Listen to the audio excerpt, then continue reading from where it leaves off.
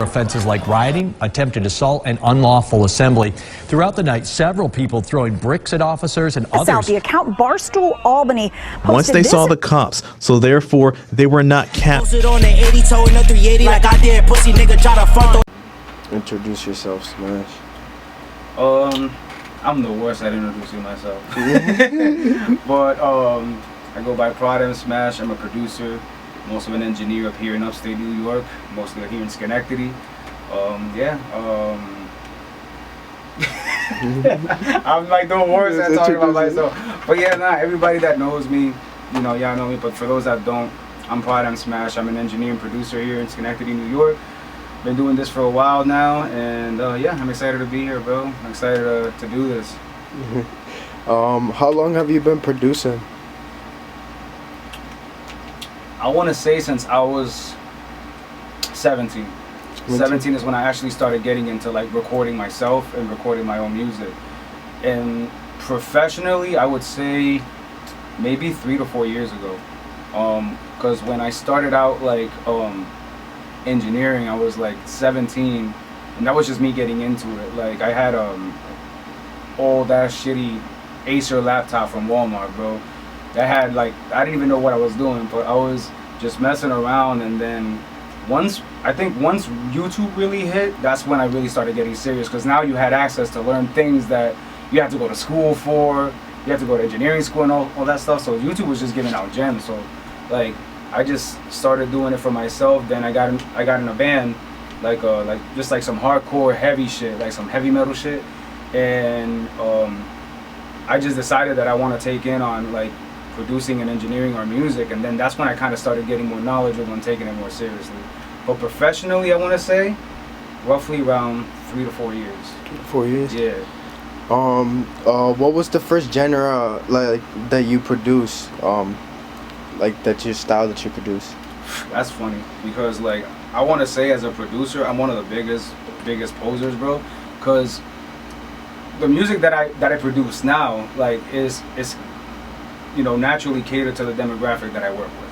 You know what I mean? Which is primarily hip hop, which is one of the most popular genres in the world. But the reason I say I'm a poser is because like I didn't grow up fully making this type of music ever.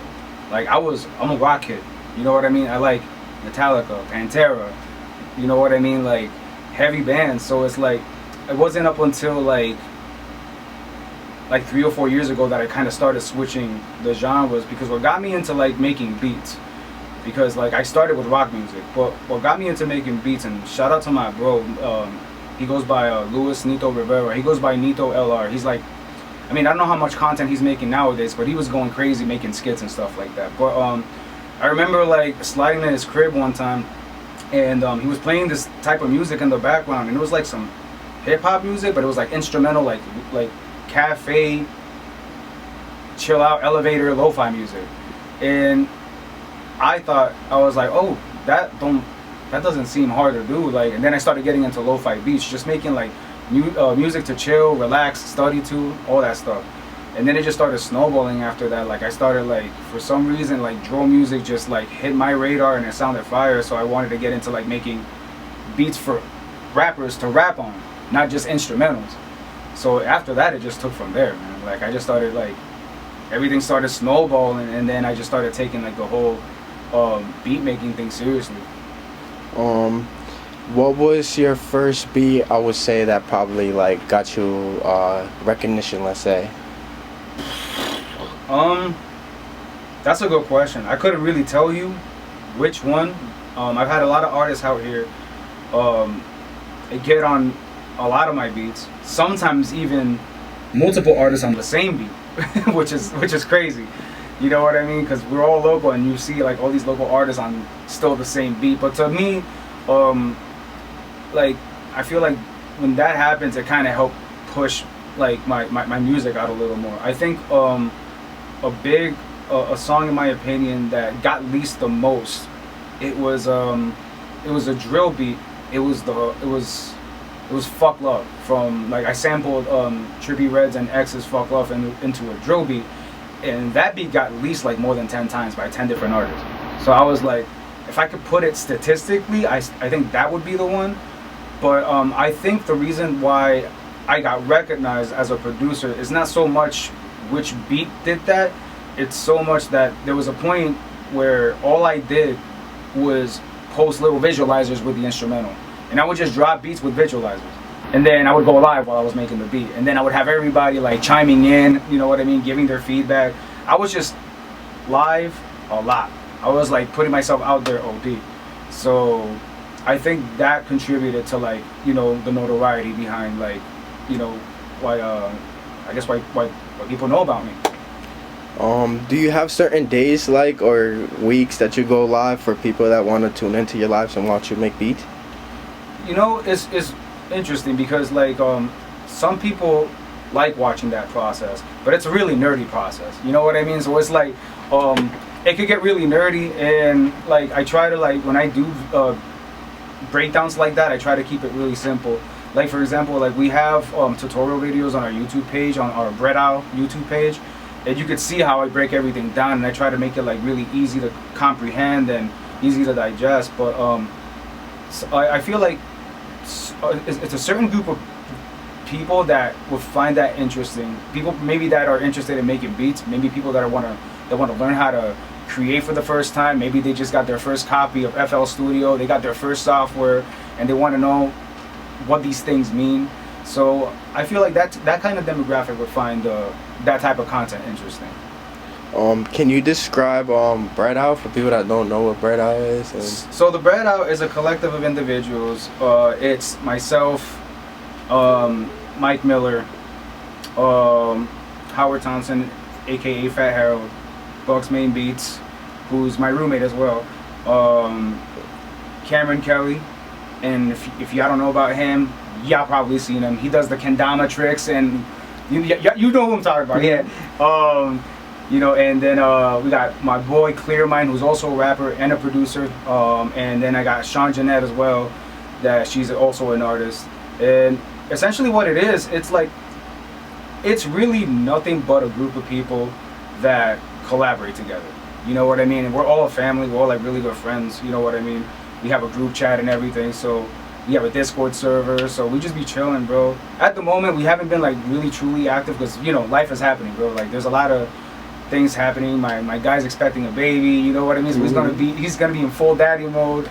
You know, my boy Clear Mind, he's going to the Air Force. Like, Mike is busy as fuck as usual, you know what I mean? So it's like, life is just lifing for us, but like, we definitely plan on getting together one of these days to just make a content type of video, because we did drop one long time ago when we first got together for the first time, when we all actually met. So we want to do that again sometime soon. Can you tell your nationality, where you originally came from, and how long you came to Schenectady, or have you started in Schenectady? So I've been living in Schenectady for roughly, I want to say, maybe 13, 14 years, bro. I was born in Jersey. I was born in Hoboken, New Jersey, but I was raised in Puerto Rico. So like my whole life I lived in Puerto Rico. Like, I went to school there, graduated, got my first job, got my first everything there. Pretty much lived there my whole life. So like, my nationality is Puerto Rico. I'm Hispanic. So yeah, I've enjoyed being in Schenectady. It feels like home now, being here for so long. You know what I mean? I got used to, you know, the area, you know, made some amazing connections. I still use a GPS to get around, bro, because I don't really be going down back roads or nothing. I just be going out Central Ave, and that's how we get to places, bro. But yeah, that's originally where I'm from. I lived in Aguadilla, Puerto Rico, which is like off the west coast, like literally right off the coast. Beautiful, bro. Beautiful place. Like, that's one thing that that I realized being here for so long, bro, was like, when you were a kid and you were around paradise your whole life, you take it for granted. And now I see it, and it's like, wow, bro, my country is like really fucking beautiful. You know what I mean? I'm not getting on no lakes or nothing. The beach is out there, bro. Like, the water is like crystal clear, bro. And you miss that when you go and older. So yeah, definitely that's home base for me. It's PR. What do you, for those that don't know, what do you like market? Like, what services do you apply for people that want your services? As in, like overall what I do, like, yeah, like the whole package. Well, yeah. primarily it is the engineering, right? So I'm primarily an engineer. That's my main role. I'm also a producer. I do have a BeatStars where people can have access to my beats and make purchases. Although I'll be honest, I've been completely lazy in regards to that because I haven't dropped any beats on that page just because of how long it takes to actually do. And I be cooking up beats every day, and it's just so many beats that I have to upload. So like, what I like to do is just like if artists come in, and most of the time artists are ready, they have a beat, they have everything going, like. But some people just are just in that creative mode where they don't really have a plan. They're just trying to do things in the spur of the moment. So that's when I come in and I'm like, well, you want to hear some beats? And then we just start scrolling till they find something, and then we just start recording. So, you know, I've gotten asked for like services that I don't really do just because they see me do it. Like there was a period where I was doing these videos called the in the studio videos, which is really the session and we're just vibing out while the camera's recording. I think I dropped like 7 episodes, and I was gonna end it at that for the time being, just because it takes a lot of work, you know, and that's something I really just do free of charge. It's just for fun. But I think I might be bringing up a second season. You know what I mean? Just have like another 7 episodes, get some new artists in here, just vibe out, and maybe start putting out different content, you know. For those that want to get a hold of you or want to know your social medias, what do you go by usually? I go by Prodmsmash. You can reach me on Instagram. You can reach me on Facebook. Primarily Facebook, because that's literally where I get like hit on the most and booked in the most. But definitely, I'm on TikTok, which I don't really use too often. But definitely, mostly Instagram and Facebook. And you can check out my YouTube. I have videos there too. Prodmsmash, all the same. And yeah, that's where you can find me. And if you guys want any hours or any mixing or anything done, Book today. yeah, And don't book the same day, please, bro. Just hit me up and book me for the future.